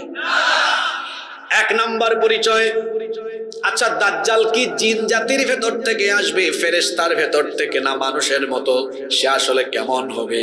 আল্লাহ নবী বলেছেন দাজ্জাল হবে কামিসলিন নাস, সে হবে মানুষের মতোই, তবে তার মধ্যে কিছু অস্বাভাবিক বৈশিষ্ট্য থাকবে। মানুষের মতো হলেও সে হবে অস্বাভাবিক আকৃতির, দানবীয় টাইপসের একজন মানুষ। কেমন হবে? 2 নাম্বার পরিচয় আল্লাহ নবী বলেছেন আলা ইন্নাল মাসিহাদ দাজ্জালু আওয়ারুল আইন, সাবধান, আমি মাসিহুদ দাজ্জালের পরিচয় তোমাদেরকে জানিয়ে দিচ্ছি। সে হবে কানা, অন্ধ। সে এসে রব দাবি করবে, বলবে আমি হলাম খোদা। আল্লাহ নবী বললেন শোনো, তোমাদের রব কিন্তু অন্ধ নন। তোমাদের রবের সৃষ্টি যেমন সুন্দর, তিনি তার চাইতে আরো বেশি। দুনিয়া সুন্দর, মানুষ সুন্দর, আসমান সুন্দর, জমিন সুন্দর, সুন্দরে সুন্দরে পাল্লা, জানি না কত সুন্দর তুমি আল্লাহ, জানি না কত সুন্দর তুমি আল্লাহ। সুবহানাল্লাহ। আল্লাহ নবী দাজ্জালের 2 নাম্বার পরিচয় দিলেন, সে হলো কানা দাজ্জাল। নাম্বার 3 নাম্বার হলো ইন্নাহু শাবুন কাতাত, আল্লাহ নবী বলেছেন সে হবে অস্বাভাবিক একজন যুবক, দানবীয় আকৃতির হবে। 4 নাম্বার আন্নাহু আহমার, তার গায়ের চামড়া হবে লাল। 5 নাম্বার তার মাথার চুল হবে, আল্লাহ নবী বলেছেন জাদুশ শার, অস্বাভাবিক কুকরানো চুল থাকবে। 6 নাম্বার মাকতুবুন বাইনা আইনাইহি কাফ ফা রা আও কাফির, আল্লাহ নবী বলেছেন তার কপালের মধ্যে আরবি 3টা অক্ষর কাফ ফা রা, আবার অন্য riwayate এসেছে সরাসরি কাফির লেখা থাকবে। তাহলে বলেন তো দাজ্জালের কপালে কি লেখা থাকবে? কাফির লেখা থাকবে। তবে এখানে একটা ব্যাপার ভালো করে শুনেন, যারা ঈমানদার তারাই কেবল দাজ্জালের কপালে লেখা কাফির এটা পড়তে পারবে। শিক্ষিত মুসলমান, অশিক্ষিত মুসলমান উভয়ই পড়তে পারবে। আপনারা বলতে পারেন হুজুর অশিক্ষিত মানুষ সে আবার কেমনে পড়বে? এই ব্যক্তি পড়ালেখা না জানলেও, লেখা পড়তে না পারলেও অন্তরের মধ্যে ইমানের নূর থাকার কারণে তাকে যিনি এই কাফের শব্দটা বুঝার সক্ষমতা দিয়ে দিবেন তিনি কে? আবার যারা ইমান হারা কাফের বেঈমান মুনাফিক হবে, পড়ালেখা জানলেও দাজ্জালের কপালের কাফির লেখা তারা পড়তে পারবে না, কারণ তাদের অন্তরের মধ্যে ইমানের নূর থাকবে না। দাজ্জালের আরেকটা পরিচয় আমরা জানলাম, 6 নম্বর পরিচয়, দাজ্জালের কপালের মধ্যে কাফির লেখা থাকবে। 7 নাম্বার দাজ্জালের পরিচয় নবীজি দিয়েছেন ইন্না মাসিহাদ দাজ্জাল রাজুলুন কাসীরুন আফহাজ, আল্লাহ নবী বলেছেন দাজ্জাল হবে বেটে। অনেক এলাকায় এটাকে আঞ্চলিক ভাষায় বলে বাইটা। আপনারা কি বলেন? আপনারা বাইটা বলেন, বুঝছি তো। দাজ্জাল হবে বাইটা, আবার সে হবে আফহাজ। আফহাজ মানে হলো যে ব্যক্তি 2 পা ছড়িয়ে দিয়ে হাঁটে। অনেক এলাকায় এটাকে বলে সেগায়া সেগায়া হাঁটে। এই যে বাচ্চাদের খতনা হলে, আপনারা খতনা বলেন না মুসলমানি বলেন? দুটোটাই বলেন, অসুবিধা নাই। তো মুসলমানি বা খতনা হলে ছেলেরা কেমনে হাঁটে? 2 পা। দাজ্জাল এইরকম হাঁটবে। খবরদার যুবক ভাইয়েরা, দাজ্জালীয় স্টাইলে রাস্তাঘাটে চলাফেরা করবেন না। একজন মুমিন চলাফেরার ক্ষেত্রেও আদব রক্ষা করে, চলার সময় সে বিনয়ের সাথে চলে। রাস্তাঘাটে বড়দেরকে সম্মান করবে, ছোটদেরকে স্নেহ করবে। আজ আমার সমাজ থেকে আদব কায়দা হারিয়ে যাচ্ছে। রাস্তাঘাটে মুরব্বি দেখলে, বড় ভাইদেরকে দেখলে অনেক সময় কিশোর তরুণ যুবকেরা আছে সম্মান শ্রদ্ধা না করে মোটর সাইকেল চালায় যায়, বেশি হরন দিয়ে দিয়ে গা ঘেঁষায়া যায়। এইরকম ছেলে পেলে আছে না নাই? এইরকম আমরা চলাফেরা করব না। রাস্তাঘাটে আমরা বাবার বয়সী চাচাদেরকে দেখলে সম্মান করব, আমরা বড়দেরকে সম্মান করব, ছোটদেরকে স্নেহ করব। কারণ নবীজি বলেছেন যে ব্যক্তি বড়কে সম্মান করে না ছোটকে স্নেহ করে না, সে আমার উম্মত হতে পারে না। রহমানের বান্দারা চলাফেরায় নম্র হয়, রহমানের বান্দারা চলাফেরায় বিনয়ী হয়। এজন্য আল্লাহ সূরা ফুরকানের মধ্যে বলেছেন, ওয়া ইবাদুর রাহমানিল্লাযীনা ইয়ামশুনা আলাল আরদি হাওনা ওয়া ইযা খাতাবাহুমুল জাহিলুনা ক্বালু সালামা। রহমানের বান্দা হলো তারা দুনিয়ার বুকে নম্র এবং ভদ্রভাবে বিচরণ করে যারা। আল্লাহ আমাদেরকে আদবওয়ালা, আমাদেরকে ভদ্র বিনয়ী মুতাওয়াদা বানিয়ে দেন, বলেন আমিন। দাজ্জালের 7 নম্বর পরিচয় জানলাম, সে হবে বাইটা বেটে এবং দুপা ছড়িয়ে ছড়িয়ে হাঁটবে। 8 নম্বর পরিচয় হলো দাজ্জাল হবে নির্বংশ, তার কোনো উত্তরাধিকার থাকবে না। আল্লাহর নবী বলেছেন, আন্নাদ দাজ্জালু লা ইউলাদু লাহু, দাজ্জালের কোনো সন্তানাদি থাকবে। নাম্বার 9 নম্বর, দাজ্জাল হবে অস্বাভাবিক আকৃতির, আমার আপনার হাত পায়ের মতো সাধারণ থাকবে না, দেখতে একটু দানব দানব লাগবে। 10 নম্বর পরিচয় হলো ফিহি ইনহিনা, তার এই যে ঘাড় আছে এটা একটু প্রশস্ত থাকবে। 11 নম্বর হলো আজলাল জাবহা, তার কপাল অস্বাভাবিক রকমের প্রশস্ত থাকবে। 12 নম্বর পরিচয় হলো 12 নম্বর পরিচয় হলো দাজ্জাল হবে একটু ঘাউরা, ঘাড় তেরা, বুঝেন তো, ঘাড় তেরা হবে। এই হলো দাজ্জালের মোট 12টা পরিচয়। বলেছেন মুহাম্মাদুর রাসূলুল্লাহ, সবাই বলেন সাল্লাল্লাহু আলাইহি ওয়াসাল্লাম। এখন আমি আরো গুরুত্বপূর্ণ কথা বলবো। ঘুমটুম চলে আসছে নাকি? অনেকে জিমাইতেছে, একটু আমরা জিমানো ছাড়াই দেই। নারায়ে তাকবীর। যুবক ভাইরা যুবকের মতো নারায়ে তাকবীর, নারায়ে তাকবীর। ঘুম গেছে না? এতক্ষণ কার পরিচয় দিয়েছি? দাজ্জাল। দাজ্জাল সে কি, শোনেন শোনেন, দাজ্জাল কি পৃথিবীতে আছে না জন্ম নিবে? হ্যাঁ, জন্ম নিবে না। দাজ্জালের জন্ম বহু আগে হয়ে গিয়েছে। দাজ্জাল আছে, দাজ্জাল তো কোথায় আছে? কোথায় আছে? হ্যাঁ, কি বলছো তুমি? ভয় পাও কেন? খাটের তলে? ও মাশাআল্লাহ, তুমি তো জানো। এই যে আল্লাহর নবী বলেছেন, আলা শাবদান ইন্নাহু ফি বাহরিশ শামি আও ফি বাহরিল ইয়ামান। তার কথা তো ঠিকই আছে। আল্লাহর নবী বলেছেন, শাম অথবা ইয়ামেনের কোনো এক সাগরের অজানা অচিন দ্বীপে দাজ্জাল আছে, তাকে শিকলবন্দি করে যিনি রেখেছেন, জোরে বলেন তিনি কে? আমার দিকে তাকান। দাজ্জাল এমনে বন্দি, এমনে এমনে, দেখছেন? 2 হাত ঘাড়ের দিকে নিয়ে, 2 হাত ঘাড় পর্যন্ত শিকল দিয়ে বাঁধা, পাও। একটু পরে আমি লম্বা একটা হাদিস পড়ব, ওখানে সব আছে। দাজ্জালের জন্ম হবে না, দাজ্জালের জন্ম বহু আগে হয়েছে। আল্লাহর রাসূলের সময়ে একজন সাহাবী দাজ্জালের সাথে দেখা করে, দাজ্জালের সাথে সরাসরি কথা বলে এসেছেন। আল্লাহু আকবার। দাজ্জাল কোথায় আছে, কখন সে আসবে, এসে সে কি করবে? কথাটা কি বললাম? দাজ্জাল কোথায় আছে, কখন আসবে, এসে কি করবে, কতদিন থাকবে? 4টা কথা বললাম। দাজ্জাল কোথায় আছে, দাজ্জাল কখন বের হবে, এসে কি করবে, আর কতদিন থাকবে। লম্বা একটা ঘটনা, একটা হাদিস পড়বো। এই ঘটনার ভেতরে সকল উত্তর আছে। এই ঘটনাটা আপনারা শুনবেন তো? মনোযোগ আছে? এক ঘটনার ভেতরে কয়টা প্রশ্নের উত্তর? দাজ্জাল কোথায় আছে, কোন সময় বের হবে, 2 কোন সময়, এসে কি করবে, আইসা কতদিন থাকবে। 4 প্রশ্নের উত্তর কয় হাদিসের ভেতরে? এই হাদিসটি বর্ণনা করেছেন একজন মহিলা সাহাবী, তার নাম হলো ফাতিমা বিনতে কাইস রাদিয়াল্লাহু আনহা। তিনি বলছেন, ফজরের আজানের ধ্বনি আমার কানে গেল। ফজরের আজান শুনে আমি ওযু করে আল্লাহর নবীর পিছনে নামাজ আদায়ের জন্য মসজিদে নববীর উদ্দেশ্যে রওনা করলাম। মহিলাদের কাতারে আমি গিয়ে দাঁড়ালাম। আল্লাহর রাসূল নামাজে ইমামতি করলেন। আল্লাহর রাসূল নামাজে সালাম ফেরানোর পরে, নামাজ কমপ্লিট করার পরে সালাম ফিরিয়ে সাথে সাথে দাঁড়িয়ে গেলেন।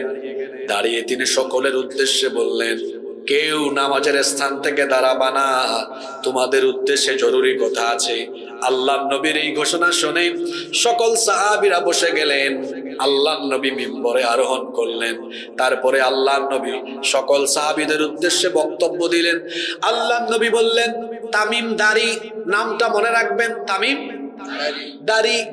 তামিম দাড়ি এতদিন খ্রিস্টান ছিল, সে এখন আমার কাছে এসে কালেমা পড়ে মুসলমান হয়ে গিয়েছে। সুবহানাল্লাহ।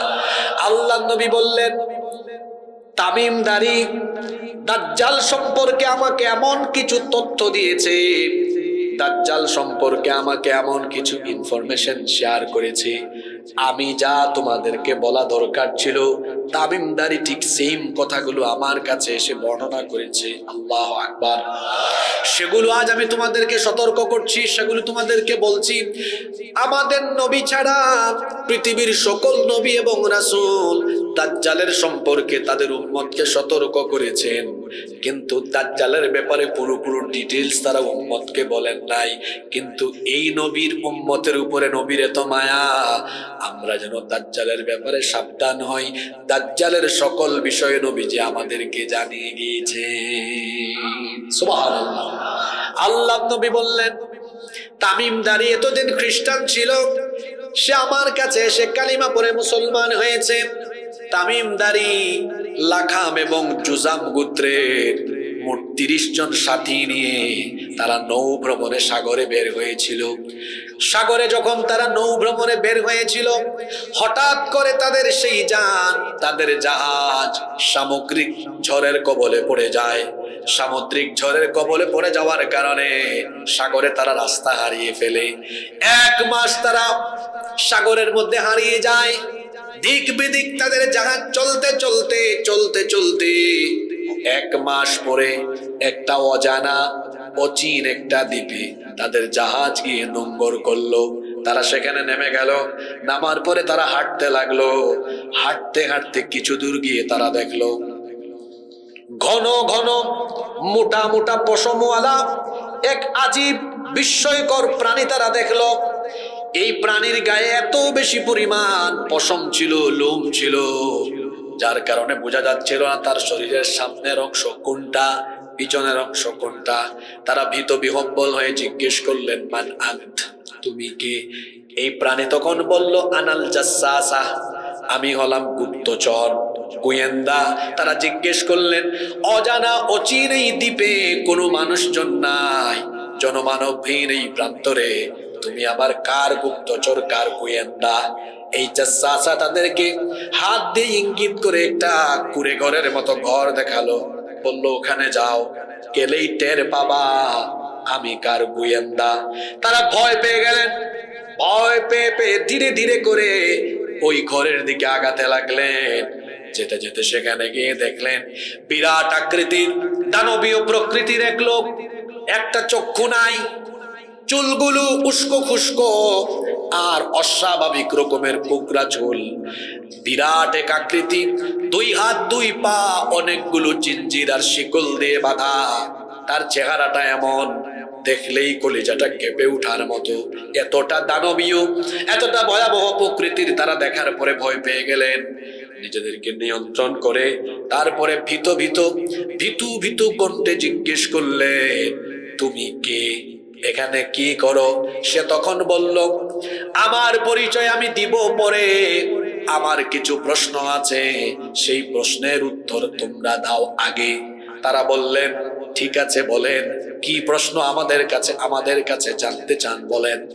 সে তখন বলল, তোমরা কোথাকার লোক, এখানে কিভাবে আসলে? এখানে তো আজ পর্যন্ত কেউ আসতে পারে নাই, তোমরা কেমনে আসলে, কোথা থেকে আসলে?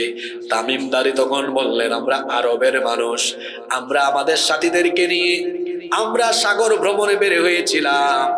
ঝড়ের কবলে পড়ে পথ হারিয়ে 1 মাস ঘুরতে ঘুরতে এই অজানা অচিন দ্বীপে আমরা এসেছি, আমরা জানি না এখানে কেমনে আসলাম।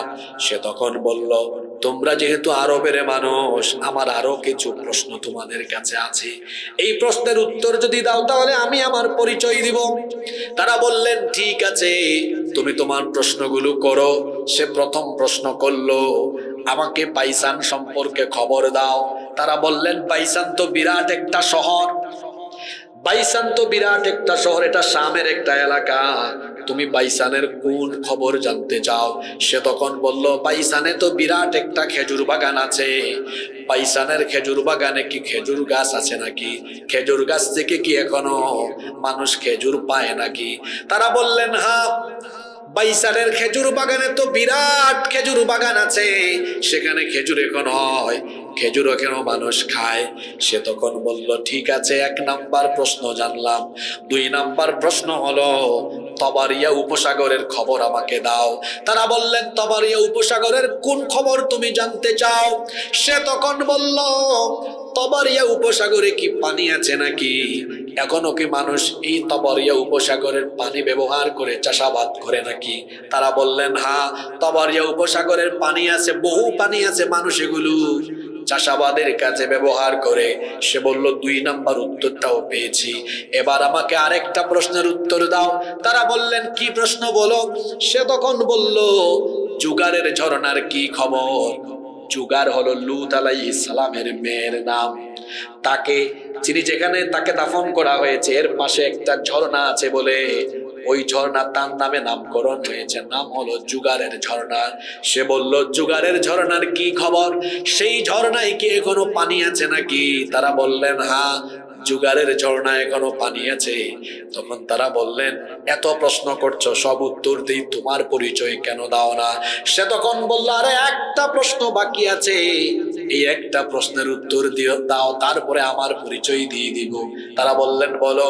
সে তখন বলল, তোমরা তো আরবের মানুষ, আরবে একজন নবী আর আসার কথা, সেই নবীর কি আগমন হয়েছে নাকি? তারা বললেন, হ্যাঁ, মুহাম্মদ বিন আব্দুল্লাহ, তার আগমন হয়েছে, দলে দলে মানুষ তার কাছে ইসলাম কবুল করছে। আল্লাহু আকবার। সে তখন বলল, তার বিরুদ্ধে কি কাফেররা কোনো যুদ্ধ করেছে নাকি? তারা বললেন, হ্যাঁ, কিছুদিন আগে বদরের যুদ্ধ হয়েছে, কাফেররা পরাজিত হয়েছে। সে তখন বলল, হ্যাঁ, এমনটাই তো হওয়ার কথা, যারা তাকে অনুসরণ করবে দুনিয়া আখিরাতে তারা সফল হয়ে যাবে। সুবহানাল্লাহ। এবার তারা বললেন, এতগুলো প্রশ্ন করেছো, সব উত্তর দিয়েছি, তোমার পরিচয় তো তুমি এখনো দাও নাই। তখন সে বলল, এবার আমি অবশ্যই তোমাদেরকে আমার পরিচয় দিব। আমার পরিচয় হলো, আনা মাসিহুদ দাজ্জাল, আমি হচ্ছি মাসিহুদ দাজ্জাল। এই কথা শুনে তারা ভয় পেয়ে গেলেন। তারা বললেন, তুমি যদি মাসিহুদ দাজ্জাল হও, একটা মানুষও এখানে বসবাস করে না, অজানা অচিন এই দ্বীপে তুমি এখানে আছো, আবার তোমার হাতে পায়ে শিকল পড়া, তুমি ছুটতে পারো না, তোমার এই অবস্থায় শিকল বন্দি করে রেখেছেন কি? সে তখন বলল, এই অজানা অচিন দ্বীপে আমাকে যিনি শিকল বন্দি করে রেখেছেন, জুড়ে বলেন, তিনি কে?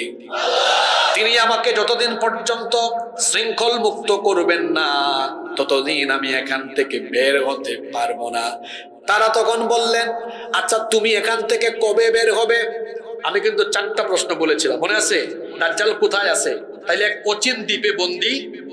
2 নাম্বার বলেছিলাম কখন আসবে। এরা জিজ্ঞেস করছেন, আচ্ছা, তুমি কখন বের হবে, কখন তুমি আত্মপ্রকাশ করবে, মানুষের সামনে আসবে? তখন সে বলল, আমি কখন আসব এটা বলার জন্য তোমাদেরকে 3টা প্রশ্ন করেছি, এর মধ্যেই জবাব আছে। বলল, কোন 3টা প্রশ্ন? তখন সে বলল, এই যে বললাম, এই যে তোমাদেরকে বললাম 3টা প্রশ্ন করলাম, বাইসানের খেজুর বাগানে খেজুর আছে নাকি? 2 নম্বরে বললাম, তাবারিয়া উপসাগরে পানি আছে নাকি? 3 নম্বর প্রশ্ন করলাম, জুগারের ঝর্ণায় পানি আছে নাকি? কয়টা প্রশ্ন? তারা বললেন, আচ্ছা, 3টা প্রশ্ন করেছো, জবাবও তো দিয়েছি, কিন্তু তোমার আত্মপ্রকাশের সাথে এই 3টা জায়গার কি সম্পর্ক? আগেই বলি, এই 3টা জায়গা ছিল ফিলিস্তিনে, কিন্তু বর্তমান অসভ্য ইহুদিরা মনে করে মাসিহ হচ্ছেন তাদের, ইহুদিরা মনে করে মাসিহ দাজ্জাল হলো তাদের ইমাম, দাজ্জাল আসলে তারা পৃথিবী শাসন করবে, এটা তাদের আকীদা, এটা তাদের বিশ্বাস। এই জন্য ইসরায়েলের কাছ, এই জন্য ফিলিস্তিনের এই তিনটা জায়গা, এই হাদিসের উল্লেখিত তিনটা জায়গা, বাইসান, তবারিয়ার বর্তমান নাম হলো, গুগলে সার্চ করবেন, sea of Galilee, sea of, 3 number জুগারের ঝর্ণা। এই তিনটা জায়গা বর্তমানে ইসরায়েলিরা দখল করেছে, অসভ্য দখলদার এই বাহিনী দখল করে রেখেছে। কারণ দাজ্জালের আগমনের সাথে এই তিনটা স্পট সম্পর্কিত। দাজ্জাল বলেছে আমি কোন সময় আগমন করব, শোনো, যখন বাইসানের খেজুর বাগানে কোনো খেজুর গাছ থাকবে না, যখন তবারিয়া উপসাগর, সি অফ গ্যালিলিতে 1 ফোঁটা পানিও থাকবে না, যখন জুগারের ঝর্ণায় 1 ফোঁটা পানিও থাকবো না, তখন আমার আত্মপ্রকাশ হবে। আপনারা বর্তমান সমসাময়িক খবর নিয়ে দেখেন, বর্তমানে অসভ্য ইহুদিরা বাইসানের মধ্যে মেক্সিকো থেকে এনে কিছু খেজুর গাছ লাগিয়েছে, আগের কোনো খেজুর গাছ সেখানে। তবারিয়া উপসাগরে এখন পানি আগের মতো হয় না, কৃত্রিম উপায়ে পানি রাখে, সেটাও বেশি দিন থাকে না, জুগারের ঝর্ণাটাও শুকিয়ে যাচ্ছে। তার মানে দাজ্জাল আমাদের ঘরের দরজার সামনে চলে এসেছে। দাজ্জাল আড়াল থেকে, পর্দার অন্তরায় থেকে এখন ফিতনা চালাচ্ছে। দাজ্জালের বাহিনী হবে ইহুদিরা। এই ইহুদিরা দাজ্জালের সমস্ত কাজ আঞ্জাম দিচ্ছে। এই জন্য আমি বলি, ইহুদিরা চেহারা সুরতে মানুষের জাত হলেও, চেহারা সুরতে মানুষ হলেও, এরা কাজে কারবারে হলো আস্ত একটা দাজ্জাল। এরা হলো দাজ্জালের রুহানি সন্তান। দাজ্জালের, এটা আমার কথা নাকি? এখানে আলেমরা বসে আছেন, জিজ্ঞেস করেন। দাজ্জালের 70,000 বাহিনী হবে শুধু ইহুদি। বলেছেন মুহাম্মদ সাল্লাল্লাহু, ওই যে 4টা প্রশ্ন করেছিলাম হাদিস বলার আগে, দাজ্জাল কোথায় আছে? হাদিসে জানলাম অজানা অচেনা এক দ্বীপে আল্লাহ তাকে বন্দী করে রেখেছেন। কখন আসবে?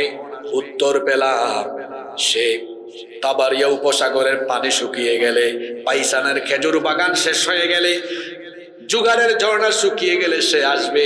3 নম্বর প্রশ্ন ছিল, সে এসে কি করবে? সে এসে মানুষের ঈমান লুট করবে, ঈমান লুট করবে। মক্কা আর মদিনা ছাড়া গোটা পৃথিবীতে সে সফর করবে, যাকেই সামনে পাবে তার ঈমান হারা করার জন্য কাজ করবে। আল্লাহ তাকে এমন কিছু ক্ষমতা দিয়েছেন, এমন কিছু ক্ষমতা দিবেন মোমেনদেরকে পরীক্ষা করার জন্য। আল্লাহর নবী বলেছেন, দাজ্জালের 1 হাতে থাকবে জান্নাত, আরেক হাতে থাকবে জাহান্নাম। নবীজি বলে গিয়েছেন, সে যেটা জান্নাত দেখাবে ওইটা আসলে হলো জাহান্নাম, আর যেটা জাহান্নাম ওইটা আসলে হলো জান্নাত। দাজ্জাল 1 হাতে জান্নাত আর 1 হাতে জাহান্নাম নিয়ে বলবে, আমি তোমাদের খোদা, আমার উপর ঈমান আনো, এই জান্নাতে ঢুকাবো। যে ব্যক্তি ঈমান আনবে না, দাজ্জাল ধরে তার জাহান্নামের আগুনে তারে ফেলবে। আল্লাহর নবী বলেছেন, দাজ্জালের সময় যদি তোমরা বেঁচে থাকো, চক্ষু বন্ধ করে দাজ্জালের আগুনে ঝাঁপ দিও। আগুনে ঝাঁপ দেওয়ার পরে দেখবা এটা জাহান্নাম নয়, এটা হলো আল্লাহর বানানো জান্নাতের ফুল বাগান। দাজ্জালের সামনে আমরা ঈমান হারা হব ইনশাআল্লাহ। আল্লাহর নবী বলেছেন, দাজ্জালকে আল্লাহ এমন ক্ষমতা দিবেন, জীবিত ব্যক্তিকে সে মেরে ফেলবে, মৃত মানুষকে জীবিত করবে। তবে এটা শয়তানের সাহায্য নিয়ে করবে। শয়তানকে আল্লাহ অলৌকিক 2টা ক্ষমতা দিয়েছেন। একটা ক্ষমতা হলো ফা ইন্নাশ শাইতানা ইয়াজরি মিন আহাদিকুম মাজরাদ দাম, শয়তান তোমাদের রক্তের ভেতরে প্রবেশ করে চলাফেরা করতে পারে। আর আরেকটা ক্ষমতা হলো, শয়তান আমাদের নবী ছাড়া যে কারো সুরত যে কোনো সময় ধারণ করতে পারে। এই জন্য নবীজি বলেছেন, মান রাআনি ফিল মানামি ফাকাদ রাআনি, যে ব্যক্তি স্বপ্নে আমাকে দেখলো সে যেন আমাকেই দেখলো। কারণ ফা ইন্নাশ শাইতানা লা ইয়াতামাসসালু ফি সূরাতি, শয়তান সকলের সুরত ধারণ করতে পারলেও আমি নবীর সুরত সে কখনো ধারণ করতে পারে না। সুবহানাল্লাহ। এক ব্যক্তিকে দাজ্জাল বলবে, শোনো, আমি যে তোমার খোদা তোমার সামনেই প্রমাণ দেই, তোমার মা বাবা যে মারা গিয়েছে গুরুস্থানে আছে, দেখো আমি তাদেরকে জীবিত করে তোমার সামনে আনি। তখন দাজ্জাল শয়তান তার বাহিনীকে বলবে, তোমাদের মধ্যে দুইজন তার সুরত ধারণ করে সামনে আসো। যেহেতু হাদিসে আছে শয়তান নবীজি ছাড়া যে কারো সুরত ধরতে, প্রকৃত ইমানদার এটা দেখেই বুঝবে, এই তুই তো কানা দাজ্জাল, তোরে চিনে ফেলেছি, ইমান আনবে না। দাজ্জাল এইরকম করে মানুষের ইমান লুট করার কাজ করবে, দুর্ভিক্ষে কবলিত এলাকার পাশ দিয়ে যাবে, আসমানকে দাজ্জাল হুকুম করবে, তার আদেশে আসমান থেকে বৃষ্টি হবে, ফসল উৎপন্ন হবে, আবার কোন উর্বর এলাকায় দুর্ভিক্ষ লাগিয়ে দিবে। যারা দাজ্জাল সম্পর্কে জানে, জ্ঞান থাকবে, তারা দাজ্জালকে দেখা মাত্রই চিনে ফেলবে। এই দাজ্জাল পৃথিবীতে এসে কি কি তাণ্ডব লীলা চালাবে সংক্ষেপে বললাম। 4 নম্বর প্রশ্ন ছিল, দাজ্জাল এসে দুনিয়ায় আল্লাহর নবী বলেছেন, দাজ্জাল পৃথিবীতে আসার পরে সর্বমোট 40 বছর থাকবে। জোরে 40 দিন থাকবে। জোরে বলেন কতদিন? দাজ্জাল পৃথিবীতে আত্মপ্রকাশ করে কতদিন থাকবে? আল্লাহর নবী বলেছেন, তার প্রথম দিনটা হবে 1 বছরের সমান, দ্বিতীয় দিন হবে 1 মাসের সমান লম্বা, তৃতীয় দিন হবে 1 সপ্তাহের সমান লম্বা। আবারও শোনেন, দাজ্জালের ফিতনা কত ভয়াবহ। দাজ্জাল আত্মপ্রকাশ করে দুনিয়াতে থাকবে কতদিন? আসতে বলবেন না, জোরে বলেন কতদিন? প্রথম দিন হবে কয় বছরের সমান? 1 বছরের সমান লম্বা। দ্বিতীয় দিন হবে 1 মাসের সমান লম্বা। তৃতীয় দিন হবে 1 সপ্তাহের সমান লম্বা। এই কথা যখন নবীজি সাহাবীদের সামনে বললেন, সাহাবীরা বললেন, নবী গো, আমরা তো ভয় পেয়ে গিয়েছি, একটা দিন যদি 1 বছরের সমান লম্বা হয়, 5 ওয়াক্ত নামাজের সময় আমরা বের করে করে এত নামাজ আমরা কেমনে পড়বো? নবীজি বললেন, দাজ্জাল আগমনের পরে ফিতনার এই সময়ে অনুমান করে করে ওয়াক্ত বের করে নামাজ আদায় করে নিও। সুবহানাল্লাহ। তো 40 দিনের মধ্যে 3 দিন গেল। প্রথম দিন 1 বছরের সমান, দ্বিতীয় দিন 1 মাসের সমান, তৃতীয় দিন 1 সপ্তাহের সমান, আর বাকি 37 দিন হবে স্বাভাবিক দিনের মতো। দাজ্জাল এসে যখন তাণ্ডব লীলা চালাবে, দাজ্জালের 40 নম্বর দিন হবে তার শেষ দিন। এই দাজ্জালকে হত্যা করার জন্য আল্লাহ তাআলা একজনকে এখনো ইন্তেকাল, একজনকে আল্লাহ মউত দেন নাই, মৃত্যু দেন নাই। তিনার নাম হলো মাসীহ ইবনে মারইয়াম, ঈসা আলাইহিস সালাম। পৃথিবীতে একজন নবীর এখনো মরণ হয় নাই, তিনি এখনো বেঁচে আছেন, সেই নবীর নাম হলো ঈসা আলাইহিস সালাম। কিন্তু খ্রিস্টানদের আকীদা হলো, তারা মনে করে ঈসা আলাইহিস সালামকে তারা শুলে চড়িয়ে হত্যা করেছে। আল্লাহর কোরআন আমাদেরকে বলছে, তারা যাকে শুলে চড়িয়ে হত্যা করেছিল তিনি আসলে ঈসা ছিলেন না, তিনি ছিলেন মিস্টার মিসা। যে সৈন্যরা ঈসা আলাইহিস সালামকে ধরার জন্য ওই ঘরে ঢুকেছিল, ওই সময় আল্লাহ ঈসা আলাইহিস সালামকে আসমানে উঠায় নিয়েছেন, হেফাজত করেছেন।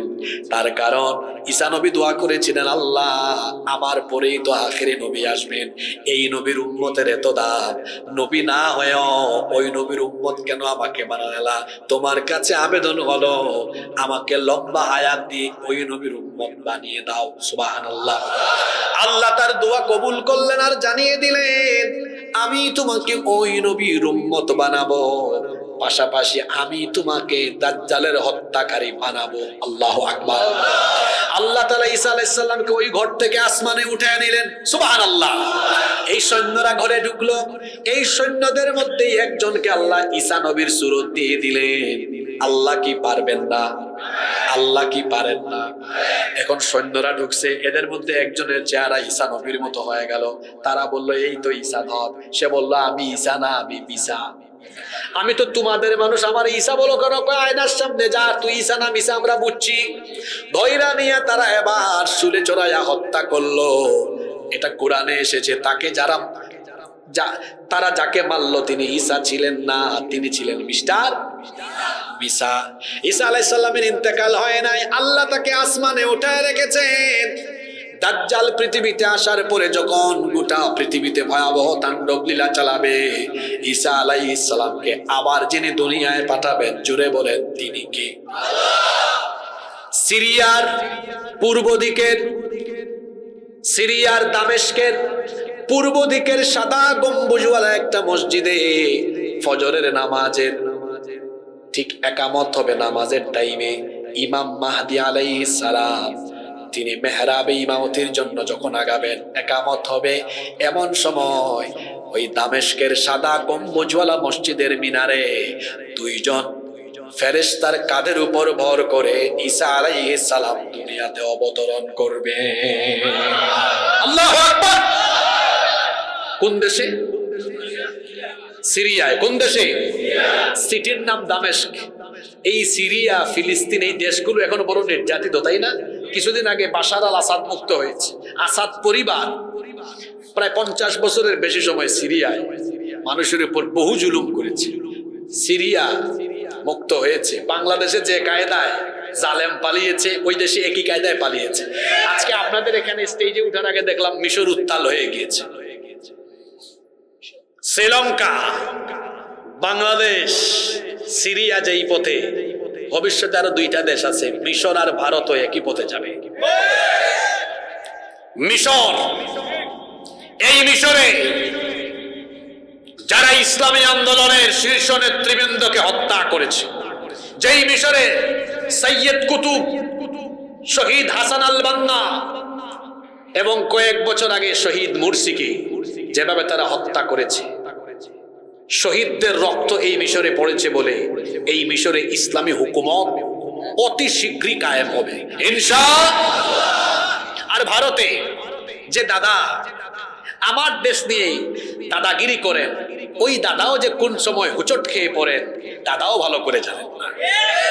আর আমার দেশ নিয়ে বড় বড় কথা বলবেন না। আপনার দেশের মিডিয়ার লাগাম টেনে ধরেন।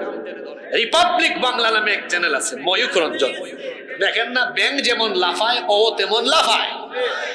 ডিসপ্লেতে বাংলাদেশের মানচিত্র নিয়ে বলবে এই যে এই বাংলাদেশের চট্টগ্রাম, সিলেট, তারপরে রংপুর, এটা আমরা বাংলাদেশের চিকেন স্ন্যাক, এটাকে আমরা দখল করে ফেলবো। এই ময়ূখ রঞ্জন, বাংলাদেশ তোর বাপ দাদার নাকি? আমার বাড়ি তো সিলেটে। আমার বাড়ি কোথায়? তো সিলেটের সীমান্তে বসবাস করা মানুষ অনেকেই খুব সুন্দর করে তখন বলছে, ময়ূখ রঞ্জন আও বা আইয়া হামাও, হামাইলে বাদে বাদাম দিব। কিতা দিব? আপনারা সিলেটি মাত বুঝেননি। আও আইয়া হামাও মানে এসে ঢুকো, বাদে বাদাম দেব মানে বাদে বুঝবা কিতা। বাংলাদেশের 56,000 বর্গ মাইলের দিকে যদি আমাদের প্রতিবেশী দেশ বন্ধুত্বপূর্ণ চোখে না তাকিয়ে যদি তারা মোড়লগিরি করে এই দেশের মানচিত্র নষ্ট করার উদ্দেশ্যে আমার দেশের মানচিত্রের দিকে চক্ষু বাড়ায়, এই 56,000 বর্গ মাইলের 20 কোটি মানুষ সেই চক্ষুকে উপড়ে ফেলবে। এই দেশের 1 ইঞ্চি মাটিও কেউ কেড়ে নিতে পারবে না ইনশাআল্লাহ। বলছিলাম ইমাম মাহদী, তারও ক্ষমতার হেডকোয়ার্টার এই শামে। আবার ঈসা আলাইহিস সালাম আসবেন এই শামে। ঈসা আলাইহিস সালাম কোন টাইমে, কোন নামাজের টাইমে আসবেন? জোরে বলেন, কোন নামাজের টাইমে? ইমাম মাহদী দেখেই চিনে ফেলবেন। তিনি বলবেন আহলান ওয়া সাহলান ওয়া মারহাবান বিক, আসেন আপনি ইমামতি করেন। সুবহানাল্লাহ। ঈসা আলাইহিস সালাম বলবেন না, আপনি মুসলমানদের খলিফা, আপনি ইমামতি করেন, আমি মুক্তাদি হব। নামাজ শুরু হয়ে যাবে। ওইদিকে বাইতুল মুকাদ্দাসকে টার্গেট করে দাজ্জাল তার ইহুদি বাহিনী নিয়ে আগমন। নামাজ শেষ হবে, ঈসা আলাইহিস সালাম ইমাম মাহদীকে সাথে নিয়ে মুসল্লিদের উদ্দেশ্যে ভাষণ দিবেন।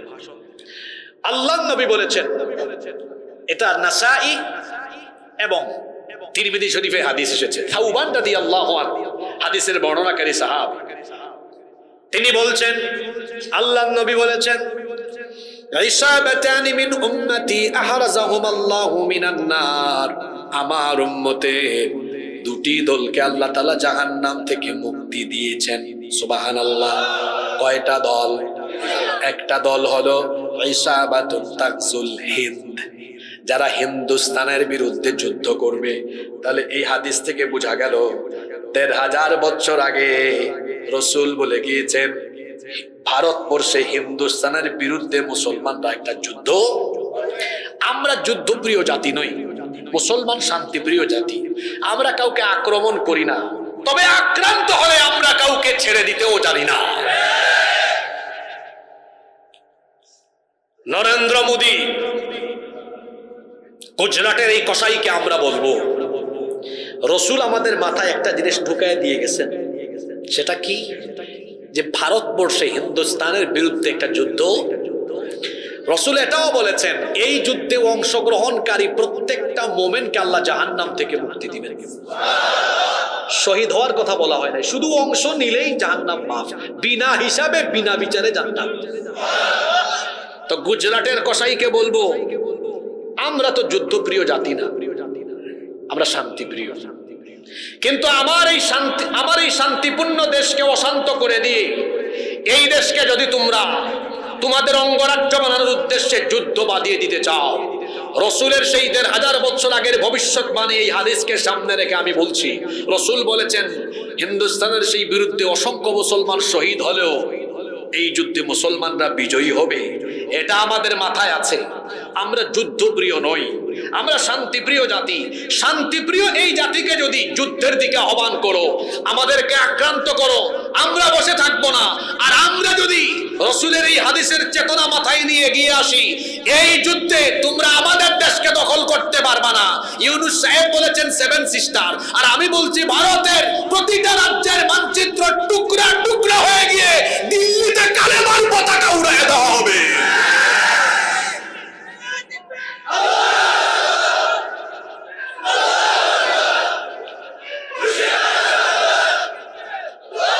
আমি কি এটা চাপাবাজি করে বলে গেলাম না বাস্তব কথা বলে গেলাম? আজকে কিশোরগঞ্জের মাটিতে বলে গেলাম আমরা যুদ্ধপ্রিয় জাতি নই। তারা যদি যুদ্ধ বাঁধিয়ে দেয়, ভারতের মানচিত্র টুকরা টুকরা হয়ে যাবে। ভারতবর্ষের অতীতের সোনালী ইতিহাস মুসলমান আবার ফিরে পাবে। ৭৫০ বছর ভারতবর্ষ আমরা শাসন করেছি। গুজরাটের এই কসাই যদি আমার বাংলাদেশ নিয়ে কোন ধরনের ষড়যন্ত্র করে, এই ভারতবর্ষ বাংলাদেশের মুসলমান দখল করে অখণ্ড ভারতবর্ষে ইসলামের পতাকা উড়ায় দিবে, এটা রসুলের বাস্তবিক সত্য কথা। এটাকে রুখে দেওয়ার দুঃসাহস পৃথিবীর কেউ থাকবে না। রসুল বলেছেন আমার উম্মতের 2 দলকে আল্লাহ জাহান্নাম থেকে মুক্তি দিয়েছেন। সুবহানাল্লাহ। কয় দল? 1 দলের পরিচয় পেলাম, যারা হিন্দুস্তানের বিরুদ্ধে যুদ্ধে পার্টিসিপেট করবে। তার 1 দল বাকি আছে না, এটা আবার কোনটা? আল্লাহর রাসূল বলেছেন ওয়া ইসাবাতুন তাকুনু মা ঈসা ইবনে মারইয়াম আলাইহিস সালাম। আরেক দল হলো ঈসা নবী দুনিয়াতে আগমনের পরে দাজ্জালের বিরুদ্ধে যে বাহিনী নিয়ে যাবেন, এই বাহিনীতে তার সৈন্য সাথী যারা হবে তাদেরকেও আল্লাহ জাহান্নাম থেকে মুক্তি দিয়ে দিবে। যদি দাজ্জাল কানা দাজ্জাল আসে, ইমাম মাহদিও আসেন, আমরা ইমাম মাহদির সৈন্য ঈসা আলাইহিস সালামের সৈন্য হব ইনশাআল্লাহ। তো বললেন না ইনশাআল্লাহ? ওই হাদিস মনে আছে তো? ফজরের নামাজ কিন্তু হয়ে গেছে, ফজরের নামাজ শেষ। ঈসা আলাইহিস সালাম ভাষণ দিবেন, তিনি বলবেন মুসলমানরা শোনেন, আমাকে আল্লাহ পাঠিয়েছেন, দাজ্জালের সব তাণ্ডব লীলার দিন শেষ, এখন আমি তাকে ধরব, তাকে হত্যা করার জন্য আল্লাহ আমাকে পাঠিয়েছেন। সুবহানাল্লাহ। এইদিকে দাজ্জাল চলে আসবে বাহিনী নিয়ে, এসে সে শুনবে ঈসা আলাইহিস সালাম চলে আসবেন। ঈসা আলাইহিস সালামকে দেখার পরে, আচ্ছা লবণ পানিতে দিলে লবণ কি হয়? হাদিসে এসেছে লবণ যেমন পানিতে দিলে গলে যায়, দাজ্জাল ঈসা আলাইহিস সালামকে দেখে ওরকম গলিয়ে যেতে থাকবে। সে আসবে সৈন্য নিয়ে মুসলমানদেরকে অ্যাটাক করতে, ঈসা আলাইহিস সালামকে দেখে তার সৈন্য ফালাইয়া থইয়া দৌড় মারবে। আল্লাহু আকবার। সে তো জানে আমার জম চলে আসছে। ঈসা আলাইহিস সালাম মুসলমানদেরকে বলবেন, এই ইহুদিরা পৃথিবীতে বহু বছরের পর বছর দখলদারিত্ব চালিয়েছে, সবগুলাকে আজকে ধরো। সুবহানাল্লাহ পড়বেন না? হাদিস হাদিসে এসেছে এই ইহুদিরা ভয়ের চোটে গিয়ে পাথরের আড়ালে গাছের আড়ালে লুকাবে, আল্লাহ সেদিন পাথরের জবান গাছের জবান খুলে দিবে। পাথর বলবে, হে মুজাহিদ, আমার পিছনে এক অভিশপ্ত ইহুদি এর ধর। সুবহানাল্লাহ পড়তে ইচ্ছে করে না? গাছ বলবে, হে আল্লাহর যোদ্ধা, আমার পিছনে এক অভিশপ্ত ইহুদি তারে ধর। সেই দিন ইমাম মাহদী আলাইহিস সালামের সৈন্যরা, পৃথিবীর দখলদার এই ইহুদি সৈন্যদেরকে একদম কচুকাটা করবে, কেউ তাদেরকে বাঁচাতে পারবে না। আর ওইদিকে ঈসা আলাইহিস সালাম আসলটারে ধরার জন্য দৌড়াবেন। হে দৌড়াইতে দৌড়াইতে দৌড়াইতে দৌড়াইতে বাবে লুদে যাবে। এটাও ফিলিস্তিনের অংশ ছিল। এই অসভ্য ইহুদিরা এটা দখল করে রেখেছে। লুদে যখন যাবে, বাবে লুদে ঈসা আলাইহিস সালাম তারে ধরবেন। ধরার পরে ওখানে ঈসা আলাইহিস সালাম দাজ্জালকে কতল করবেন। আল্লাহু আকবার। এই ইমাম মাহদী আর দাজ্জালের কথা বললাম, এটা হচ্ছে পৃথিবীর আপকামিং কাহিনী, আপকামিং, যা কিছুদিনের মধ্যে ঘটতে যাচ্ছে ইনশাআল্লাহ। তো ঘটনা শুরু হওয়ার আগে ভাগে সচেতন হওয়ার দরকার আছে না নাই? দাজ্জাল আছে, পর্দার আড়াল থেকে দাজ্জাল ফিতনা চালাচ্ছে। দাজ্জালের ফিতনা হলো পৃথিবীর ভয়াবহ ফিতনা। আপনাদের বড় কষ্ট হচ্ছে? আমি আর বড় জোর 5 মিনিট কথা বলবো, এবার শেষে আমি আমল শিখাই দিয়ে যাব। দাজ্জালের ফিতনা থেকে বাঁচার জন্য কয়েকটি আমল জেনে যাব। দাজ্জালের ফিতনা থেকে বাঁচতে চান কিনা? 1 নম্বর আমল হলো, দাজ্জালের ফিতনা থেকে বাঁচার জন্য 1 নম্বর আমল হলো আত-তামাসসুক বিল কুরআনি ওয়াস সুন্নাহ। কোরআন সুন্নাহকে আঁকড়ে ধরতে হবে। আল্লাহর নবী বলেছেন, আমি তোমাদেরকে দুটো জিনিস দিয়ে যাচ্ছি, কোরআন আর সুন্নাহ। এটাকে যদি তোমরা আঁকড়ে ধরো, তাহলে কিয়ামত পর্যন্ত তোমাদেরকে কেউ পথভ্রষ্ট করতে পারবে না। সুবহানাল্লাহ পড়েন। ছুটির টাইম বুঝছেন তো, এরকম করেন না। কিশোরগঞ্জের মানুষ ভালো, নেত্রকোনা ময়মনসিংহ এর মানুষ ভালো। আমরা মোনাজাতটা করে বাড়ি যাব ইনশাআল্লাহ। আমার দিকে তাকান, আপনাদের বাড়ি বেশি দূরে না, আমার বাড়ি বেশি দূরে। তা আমারে ফালাইয়া থেকে যদি চলে যান হবে? আমি না আগে যাব, আপনারা পড়ে যাবেন। এটা বলা উচিত হয় না? তাহলে আমি একটা টেকনিক বুঝলাম, এই এলাকায় আসলে কোনোদিন বলবো না এত মিনিট বাকি আছে। আমরা মোনাজাত করে উঠবো। শেষ ভালো যার, সব ভালো। তার পুরা ওয়াজ শুনে গেলেন, দাজ্জালের ওয়াজ শুনে গেলেন, বাসায় গিয়া বউকে বলেন, বউ আজকে দাজ্জালের কাহিনী শুনে আসছে। তো বউ যদি বলে, আচ্ছা বুঝলাম, তো দাজ্জাল থেকে বাঁচবো কেমনে, আমলগুলা বল। হাই রে হাই, আমি তো শেষ কথা শুনে আসে নাই। বউ বলে, যা বাইরো, আজকে রাতে আপনার থাকতেও দিবেন, যা বাইরো, আসল জিনিস তো নিয়ে আসেন। ঠিক না? তো যারা চলে যাচ্ছেন আবার গেটের ভিতরে ঢুকেন, আবার কোর্ট থেকে বাড়ি থেকে বের হয়ে যাবেন। যদি বলে আপনি গিয়ে দাজ্জালের কিচ্ছা শোনাবেন, শুনো বউ, শুনে আসছি দাজ্জাল নাকি চলে আসছে, ও একটা দ্বীপে আছে, আবার বাইসানের খেজুর বাগানে খেজুর শেষ হয়ে গেছে, কাবারিয়ার পানি শুকায় গেছে, যুগারের ঝর্ণা আসে, দাজ্জাল মনে চলে আসবে। বউ এটা শুনবে, বাচ্চা কাচ্চারও আসবে, বলে বাঁচবো কেমনে, কেমনে বাঁচবে এটা তো জানি না, হুজুর শেষে দিয়া বলছে আমি চলে আসছি। শেষ ভালো যার। 1 নম্বর পয়েন্ট বললাম, কোরআন সুন্নাহকে আঁকড়ায় ধরতে হবে, আল্লাহ বাঁচায় দিবেন ইনশাআল্লাহ। 2 নম্বর, আল্লাহর নবী একটা আমল শিখিয়েছেন।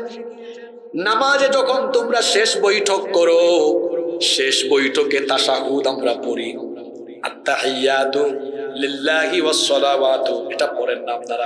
এরপরে দুরূদ পড়েন, তারপরে দুআয়ে মাসুর, আল্লাহুম্মা ইন্নী যালামতু নাফসি যুলমান কাসীরা ওয়া লা ইয়াগফিরুয যুনুবা ইল্লা আনত ফাগফিরলি মাগফিরাতাম মিন ইনদিকা ওয়ারহামনি ইন্নাকা আনতাল গফুরুর। এটা বলেই বলেন আসসালামু আলাইকুম, আসসালামু আলাইকুম। আল্লাহর নবী বলেছেন, সালাম ফিরানোর আগে দুআয়ে মাসুরা শেষ, সালাম ফেরায়ও না। দাজ্জালের আমল থেকে বাঁচার জন্য আমি তোমাদেরকে একটা দোয়া শিখায় দিচ্ছি, এই দোয়াটা পাঠ করো। যদি এই দোয়াটা পড়ো, দাজ্জালের ফিতনা থেকে যিনি তোমাদেরকে বাঁচিয়ে দিবেন তিনি কি? কত সুন্দর দোয়া আল্লাহর নবী শিখালেন। আল্লাহুম্মা, দেখি আমার সাথে বলেন, আল্লাহুম্মা ইন্নী আউযু বিকা মিন আযাবিল কবর ওয়া মিন আযাবি জাহান্নাম ওয়া মিন ফিতনাতিল মাহইয়া ওয়াল মামাত ওয়া মিন ফিতনাতিল মাসিহিদ দাজ্জাল কত সুন্দর দোয়া, হে আল্লাহ আমাকে কবরের আযাব থেকে, জাহান্নামের আযাব থেকে, জীবন মরণের ফিতনা থেকে, আর দাজ্জালের ফিতনা থেকে তুমি আমাদেরকে বাঁচিয়ে দাও। বলেন আমিন। এই দোয়াটা আপনারা শিখে ফেলবেন, পারবেন না ইনশাআল্লাহ? কয়টা আমল বললাম? 3 নাম্বার আমল, জুমার দিনের সিলেবাস বানাবেন। জুমার দিনে আপনারা সূরা কাহাফ পড়বেন, তবে শুধু জুমার দিনে নয়, সূরা কাহাফ সপ্তাহে প্রতিদিনই পড়বেন। বিশেষ করে সূরা কাহাফের প্রথম 10 আয়াত আপনারা মুখস্থ করবেন। কোন হাদিসে এসেছে শেষের 10 আয়াত। আল্লাহর রাসূল বলেছেন, মান হাফিযা 10 আয়াতিন মিন আউয়ালি সূরাতিল কাফি উসিমা মিন ফিতনাতিদ দাজ্জাল ওয়া ফি রিওয়ায়াতিন উখরা মান হাফিযা 10 الأواخر من سورة الكافي عصم من فتنة الدجال। আল্লাহ নবী বলেছেন, যেই ব্যক্তি সূরা কাহাফের প্রথম দিকের 10 আয়াত অথবা শেষের দিকের 10 আয়াত যারা মুখস্থ করবে, আল্লাহ তাআলা তাকে দাজ্জালের ফিতনা থেকে বাঁচিয়ে দিবে। কোন সূরা? সবাই বলেন। কত আয়াত? মাত্র প্রথম দিকের অথবা শেষ দিকের। মা বোনরাও মনে হয় বাড়ি থেকে শুনতেছেন, এই 10টা আয়াত আপনারা মুখস্থ করবেন, পারবেন তো ইনশাআল্লাহ? এই 3টা আয়াত, এই 3টা আমল আমরা করব। দাজ্জাল থেকে বাঁচিয়ে দিবেন কে? সর্বোপরি বলবো, দাজ্জালীয় ফিতনা এখন চলছে। ইহুদিরা দাজ্জালের অনুসারী হয়ে পৃথিবীব্যাপী তারা জিনা, ব্যভিচার, অসৎ কাজ, মন্দ কাজ ছড়িয়ে দিচ্ছে, আর আমাদেরকে দাজ্জালীয় কাজে লিপ্ত করার অপচেষ্টা করছে। আমরা দাজ্জালের এই ফিতনার আড়াল থেকে, দাজ্জালের এই পর্দার আড়াল থেকে যত ফিতনা পরিচালিত হচ্ছে, কোনো ফিতনায় আমরা পড়ব না। যেহেতু নবীজি বলেছেন, দাজ্জাল আগমনের আগে পৃথিবীতে ফিতনা চলে আসবে। এখন ফিতনা আছে না নাই? সকল ফিতনা থেকে আমরা নিজেকে বাঁচিয়ে রাখবো। শেষ জামানায় আমলের চাইতে ঈমান রক্ষা করা গুরুত্বপূর্ণ হবে, ঈমান বাঁচানো কঠিন হবে। আমরা এমন ভাবে দুনিয়াতে চলাফেরা করব, কোরআন সুন্নাহ আঁকড়ে ধরে আলেম উলামাদের সাথে চলবে। কোরআন সুন্নাহ যেখানে আমরা আছি, আলেম উলামা যেখানে আমরা আছি, আল্লাহ আমাদেরকে কবুল করেন।